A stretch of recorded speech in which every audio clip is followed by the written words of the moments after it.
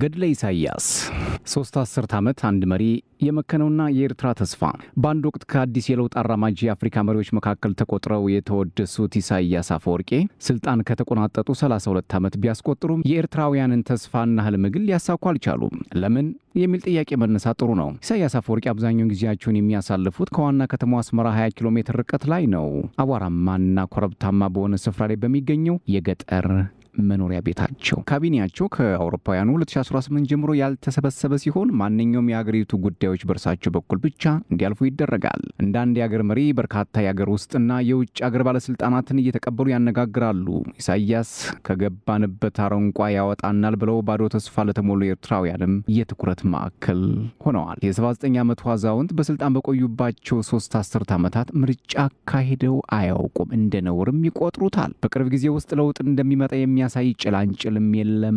ይህ ግን በ1990ዎቹ እጅጉን በጣም የተለየ ነበር። በፈረንጆቹ 1991 የኤርትራ ህዝብ ነጻ አውጪ ግንባር ሻዕቢያ በትጥቅ ትግል መሪነት የኢትዮጵያ ወታደራዊ መንግስትን ድል ባደረገበት ወቅት ኢሳያስ የ45 ዓመት ጎልማሳ ነበሩ።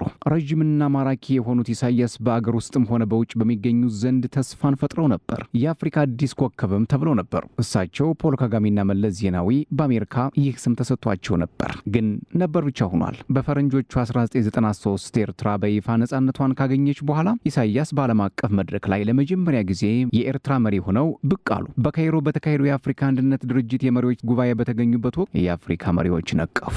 ለ10 ዓመታት በስልጣን ላይ ለመቆየት የሚፈልጉትን መሪዎችን ነቀፉ። ሊያረጁበት ነው። ኤርትራ ያን ያረጀ ያፈጀ አካሄድ በፍጹም እንደማትደግመው ቃል ገብተው የህዝባቸው ማህበራዊና ኢኮኖሚያዊ እድገት የሚያረጋግጥ ዲሞክራሲያዊ ስርዓት እንደሚያሰፍኑ ቃል ገብተዋል። ይህ አቋማቸው ከኤርትራውያንና ከዲፕሎማቶች ዘንድ አድናቆትን አትርፎላቸው ነበር። አሁን የአድናቆት በጀንበር ቀርቷል። ኢሳያስ በመጀመሪያዎቹ የነጻነት ዓመታት በነበራቸው የስልጣናቸው የጫጉላ ጊዜ በዓለም አቀፍ ደረጃ ሞቅ ደመቅ ያለ አቀባበል ሲደረግላቸው ከምዕራቡ ዓለም ጋር የጠበቀ ግንኙነት እንዲኖራቸው ፍላጎት ነበራቸው። በፈረንጆቹ 1995 የወቅቱ የአሜሪካ ፕሬዝዳንት ቢል ክሊንተን የኤርትራውን መሪ ወደ ዋይት ሃውስ ጋብዘው አገሪቱ በዴሞክራሲ ጎዳና ላይ ለጀመረችው ጠንካራ ጉዞ አድናቆትን ገልጸውላቸው ነበር። በወቅቱ ኤርትራም የህግ የበላይነትንና ዲሞክራሲያዊ ስርዓትን ያሰፍናል ተብሎ የታሰበውን አዲስ ህገ መንግስት እያረቀቀች ነበር። ፕሬዝዳንት ኢሳያስ ህገ መንግስታዊ ስርዓት እስኪመሰረት ድረስ የሽግግር ፕሬዝዳንት እንዲሆኑ ነበር የታሰበው። አዲሱ ህገ መንግስት በፈረንጆቹ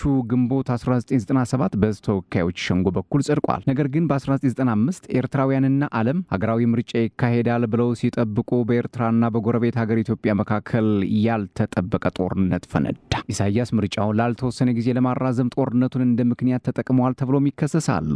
የመድበለ ፓርቲ ዲሞክራሲያዊ ስርዓትን ለመፍጠር ቃል የገቡት ፕሬዝዳንቱ በፈረንጆች 2000 የሰላም ስምምነት ከተደረሰ በኋላ ቁርጠኝነታቸው ተፈተሸባቸው። የቀድሞ የቅርብ ጓደኞቻቸውና የትግል አጋሮቻቸውን ጨምሮ በርካታ ሚኒስትሮቻቸው በመንግስታቸው ላይ ተሃድሶ እንዲደረግ ጥሪ ማቅረብ ቢጀምሩም ጀግናው ኢሳያስና ብልጡ መሪ ቅርጥፍ አደረጓቸው። እነዚህ ከፍተኛ የመንግስት ኃላፊዎች በመጋቢት 2001 በጻፉት ግልጽ ደብዳቤ በኋላ ላይ ቡድኑ G15 ተብሎ መጠራትም ጀምሮ ነበር። ፕሬዝዳንቱ ስልጣናቸውን አላግባብ ተጠቅመዋል። እናም ከዚህ ጊዜ በኋላ ፈላጭ ቆራጭ እየሆኑ መጥተዋል ሲሉ ቅሬታቸውን ገለጹ። ህገ መንግስቱ እንዲተገበርና አገር አቀፍ ምርጫ እንዲካሄድም ሐሳብ አቀረቡ። በፈረንጆቹ 1990ዎቹ አጋማሽ ጀምሮ ብቅ ያሉት ጋዜጦች በወቅቱ ህዝባዊ ግንባር ለዲሞክራሲና ለፍትህ ህግ ዴፍ ተብሎ ከተሰየመው ፓርቲ አባላት ጀምሮ የሌሎችንም ጠንካራ አስተያየቶች ይዘው ይወጡ ስለነበር ኤርትራውያን ጥቂት ነጻነትን ማጣጣም ጀመሩ። ግን አልጨረሷትም፣ አልዋጧትም። የሽግግር ብሔራዊ ሸንጎ ምርጫ መቼ እንደሚካሄድ ወስኖ የምርጫ ኮሚሽን እየተቋቋመና የቀረቡ የፖለቲካ ፓርቲ ህጎች ክርክር እየተካሄደባቸው ነበር። አገሪቷ ቀስ በቀስ ወደ ዲሞክራሲያዊ ስርዓት ግንባታ መንገድ እየተጓዘችም መሰለች አስመሰለች። ነገር ግን ይህ አዝጋሚ ጉዞ በመስከረም 2001 የዓለም ትኩረት አሜሪካ ላይ ከተሰነዘረው የሽብር ጥቃት በኋላ በድንገት ተዘጋ። የሀገሪቱ መንግስት አንድ ቀን ጠዋት ጠንካራ ትችት በማቅረብ የሚታወቁትን ነጻ ጋዜጦች በሙሉ ጠረቀማቸው፣ ዘጋቸው፣ ህልውናቸውም አከተመ። በርካታ የጋዜጦቹ አዘጋጆችና ጋዜጠኞች ታሰሩ።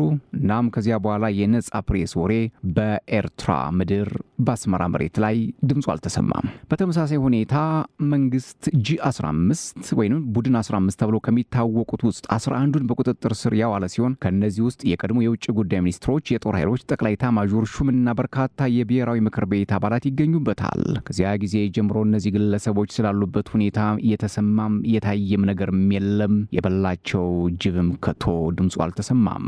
ከዚያን ጊዜ አንስቶ የበርካታ ኤርትራውያን ተስፋ እንደ ጉም በኖ በኤርትራ መሬት ላይ ጠፋ። ነገር ግን ኢሳያስ ቀድሞውንም ቢሆን ዲሞክራሲያዊ ለውጦችን ከማስተዋወቅ በብዙ መንገድ ይርቀው ነበር። በፈረንጆቹ ሚያዝያ 2001 ፕሬዝዳንቱ በፖለቲካ ፓርቲዎች ውስጥ የመሳተፍ ፍላጎት ኑሮኛ ያውቅም ሲሉ ራሳቸውን ሸንግለው ተናግረዋል። አሁን በፖለቲካ ፓርቲ ውስጥ የመሳተፍ ፍላጎት የለኝም፣ ወደፊትም ቢሆን በፖለቲካ ፓርቲ ውስጥ የመሳተፍ ፍላጎት የለኝም፣ ዲሞክራሲያዊ ሂደቱን ውዥንብር ሲሉ የጠሩት ሲሆን ህግዴፍ ፓርቲ አይደለም አገር ነው ሲሉም የፓርቲያቸውን አይነኬነት አይሞከሬነት አብራርተው ቁጭ አደረጉት። ፕሬዝዳንቱ የዲሞክራሲ ማሻሻያዎችን ለማድረግ እንደማይፈቅዱ ግልጽ ይፋ ሆነ። የተቃውሞ ድምጾች ማፈናቸውና ምርጫ ለማካሄዳቸው እርሳቸውም ሆነ አገሪቱን እንድትገለል አድርጓት ከርሟል ቆይቷል። አሁንም እንደዚያው ነው። ሆኖም ደጋፊዎቹ በምዕራባውያን ሀገራት ኢፍትሐዊ በሆነ መልኩ መገለል እንደደረሰባቸው በመግለጽ ኢሳያስን የብሔራዊ ነጻነት ምልክት በማድረግ የሚያሞካሹና የሚያንቆልጳጵሱ አልጠፉም። ፕሬዝዳንት ኢሳያስ በፈረንጆች 2002 የሽግግር ምክር ቤቱ ይፋዊ ባልሆነ መንገድ አፍርሰዋል። በ2018 ካቢኔው ላይ ተመሳሳይ እርምጃም ወስደዋል። አንዳንድ በእድሜ የገፉና ምንም እውነተኛ ስልጣን የሌላቸው ሚኒስትሮች አሁን ደካማ የመንግስት ቢሮዎችን ይመራሉ። እንዲህ ነው የአፍሪካ መሪ። እናም በርካታ ሚኒስቴር መስሪያ ቤቶች መከላከያን ጨምሮ ያለ ሚኒስቴርነት ይመራሉ። ብዙዎች የነጻነት ጀግና የነበሩት ግለሰብ ለምን እንዲህ አይነት አፋኝ የሆነ እርምጃ እንደወሰዱ ይጠይቃሉ። የቀድሞ የክልል አስተዳዳሪና ከፍተኛ አምባሳደር አብደላ ደም ኢሳያስ በዲሞክራሲ ፈጽሞ እንደማያምኑና ሁልጊዜም የስልጣን ጥማት እንደነበራቸው ይናገራሉ።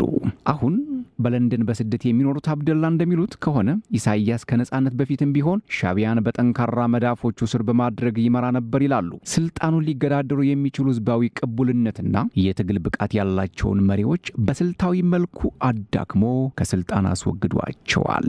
የበረሃው ቀበሮ ኢሳያስ። ፕሬዚዳንት ኢሳያስ በግንቦት 2014 በፈረንጆቹ አዲስ ህገ መንግስት የማዘጋጀት እቅድ እንዳላቸው ያስታወቁ ሲሆን በኋላም በፈረንጆቹ 1997 የጸደቀው ህገ መንግስት አክትሞለታል ሲሉ ተናገሩ። ነገር ግን ከዚያን ጊዜ ጀምሮ ምንም አይነት እንቅስቃሴ አልታየም። አዲስ ህገ መንግስት የማርቀቅ ሐሳብ የመጣው በፈረንጆቹ 2013 በከፍተኛ ወታደራዊ መኮንኖች መፈንቅለ መንግስት ሙከራ ምክንያት ሊሆን ይችላል። ወታደራዊ መኮንኖቹ ታንኮችን በዋና መዲናዋ አስመራ እየነዱ ለበርካታ ሰዓታት የብሔራዊ ቴሌቪዥንና የሬዲዮ ጣቢያዎችን ተቆጣጥረው ቆይተዋል። ሙከራው መክሸፉን የተረዱት ወታደራዊ መኮንኖች በመገናኛ ብዙሃኑ የ1997 ህገ መንግስት ተግባራዊ እንዲደረግና የፖለቲካ እስረኞች እንዲፈቱ ጥሪ ለማቅረብ ሞክረዋል። ነገር ግን የጸጥታ ኃይሎች ስርጭቱ እየተላለፈ እያለም አቋርጠውታል። የማዕድን ሚኒስትሩን ጨምሮ በርካታ ባለስልጣናት፣ አስተዳዳሪዎች፣ ዲፕሎማቶችና ጄኔራሎች ታስረዋል። የመፈንቅለ መንግስቱ መሪ በቁጥጥር ስር ከመዋላቸው በፊትም ራሳቸውን አጥፍተዋል። ዘይገርም ነው። ኤርትራ በናይጄሪያ ዲፕሎማት የነበሩት ዘራ ስላሴ ሽከር ስራቸውን ትተው በዩናይትድ ኪንግደም ጥገኝነት ጠየቁ። በነጻነት ትግሉ ውስጥ የተሳተፉትና በናይጄሪያ የኤርትራ አምባሳደር የነበሩት አሊ ኦሜሩ በቁጥጥር ስር ከዋሉ በኋላ የበላቸው ጅብ አልጮኸም። አሁን በዩናይትድ ኪንግደም ሊድስ ዩኒቨርሲቲ የፒኤችዲ ተማሪ የሆኑት ዘራ ስላሴ እንደ ኢሳያስ አፈወርቂ ሰዎችን የሚያስሩ መንግስታት እውነተኛ የፖለቲካና ማህበራዊ ተቋማትን ወይንም የህግ የበላይነትን አይፈቅዱም ይላሉ። አክለውም የኤርትራ ህገ መንግስት ላልተወሰነ ጊዜ መታገዱና የመንግስት ተቋማት ለፕሬዝዳንቱ ጽህፈት ቤት ተጠሪ መሆናቸው ከዚህ አንጻር መታየት አለበትም ይላሉ። ኤርትራ ውስጥ ተስፋ መቁረጥ እየጨመረ ሲመጣ ፕሬዝዳንት ኢሳያስ በፈረንጆቹ 2014 ጀምሮ ግንባታውን በቅርበት በሚከታተሉት አዲሃሎ ግድብ አቅራቢያ ወደሚገኘውና ከአስመራ ወጣ ብሎ በሚገኘው መኖሪያ ቤታቸው ከትመዋል። ኢሳያስ እድሜያቸው ወደ 80 ሲጠጋ ብዙዎች ቀጥሎ ምን ሊፈጠር ይችላል ብለውም እየሰጉ ይገኛል።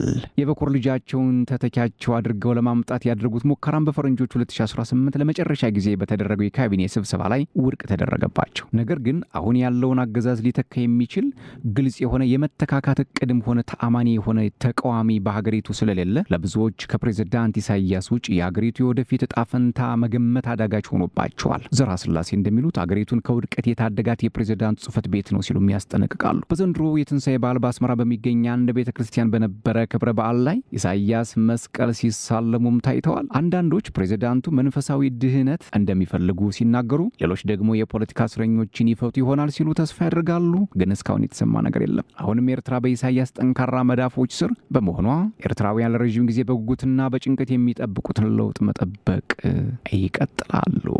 ቀጣዩን ማን ያውቃል? ኤርትራስ ምን ትሆናለች? ከኢትዮጵያ ጋር ያላት ዕጣ ፈንታስ ምን ሊሆን ይችላል የሚለውን ቀስ ብለን የምናየው ጉዳይ ይሆናል። ሰብስክራይብ፣ ላይክ፣ ሼር፣ ኮሜንት እያደርጋችሁ ቤተሰብ ሁኑ። ሰላም።